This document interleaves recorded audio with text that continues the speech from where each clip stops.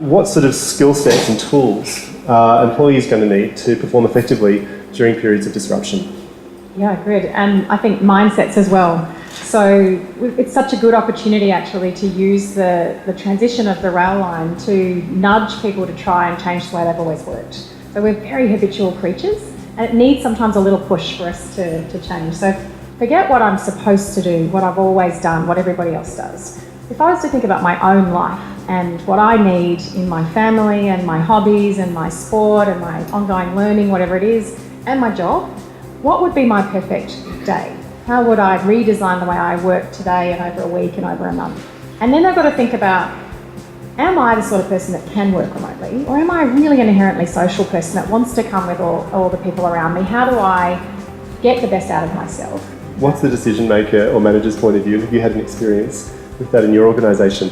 It is an increasingly complex world, volatile world, and how do we as managers then try to deal with that? I think one really big thing is to simplify. It's not to make things more complicated, it's to go, how can I see the wood through the trees? How do I take something that's very complicated and simplify it so that the messaging becomes clearer?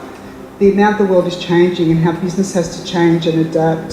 So the real challenge within our business is how do we keep a big chunk of the business working on the current problem today, our current customers, our current products, but then how do we free up enough space, enough clarity and headroom, and maybe that's sitting at home in a quiet space, that to think about what might happen in the future.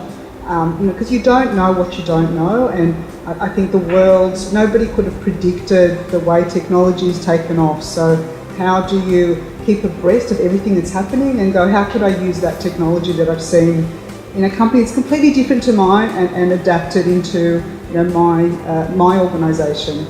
We've obviously got a looming transport disruption coming to the area, and often people, when there's a change, need a burning platform to go deeper in cultural change. Is that something that's happened in your situation? Yeah, absolutely. I think we've actually used the burning platform to our advantage. So one of our cultural pillars is people first. So we understand that our people are our greatest asset. And we've got a lot of people in design in our studios, and that's really important to us. So retention is obviously key as well. We've come out with what we're calling a framework, and we're calling it activity-based. So it's not flexible work, and it's not a policy, and it's actually leader-led. So it's kind of brought the teams together, and we had a working group that represented the whole business, and we're all working together to make sure that everyone can get to work in a happy space.